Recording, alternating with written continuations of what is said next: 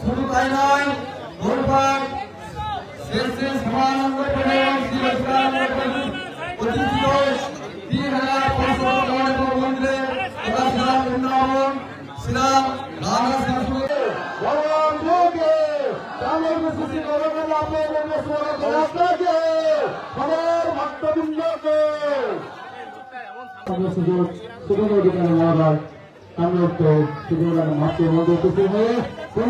জীবনের প্রতি রথ আমাদের ভাবনার অগ্রগতির প্রতি মত রথ সংস্কার থেকে বেরিয়ে এসে নতুন করে যাত্রার প্রতি প্রচলিত প্রবাদ অনুযায়ী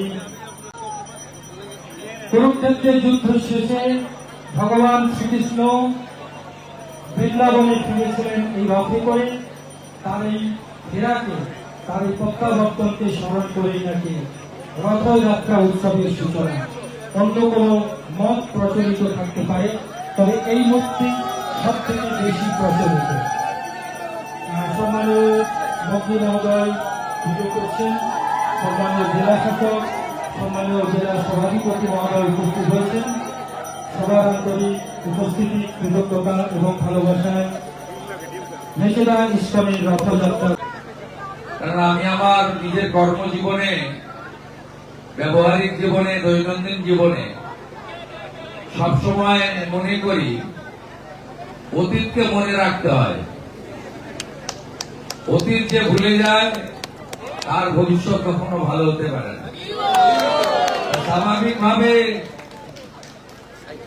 আমি এখানে যখন যে পদে থাকি না কেন, আমার রাজনৈতিক মত পদ যাই থাকুক না কেন, আমি ভক্ত হিসেবে, সনাতনী হিসেবে, প্রভু জগন্নাথের দাস হিসেবে এবং প্রভু শ্রী চৈতন্য দেবের সেবক হিসেবে আমি এই মন্দিরে বছরের পর বছর এসেছি।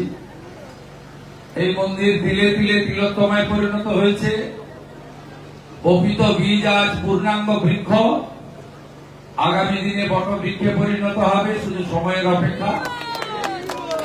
আর গোবিন্দ দাস প্রভু, কমলেন্দু ভাই এবং এখানকার যারা পরিচালক রয়েছেন, আমাদের শ্রীলা প্রভুপদ প্রতিষ্ঠিত আন্তর্জাতিক হেডকোয়ার্টার মায়াপুর, তার অনুমোদনে, তার নিয়ন্ত্রণে, তার পরিচালনায়, তার নির্দেশনায় এখানে বর্ষব্যাপী আমাদের যে পারম্পরিক প্রথা রয়েছে, ঐতিহ্য রয়েছে, সংস্কৃতি রয়েছে, তাকে বজায় রেখে কর্মসূচিগুলো করা হয়।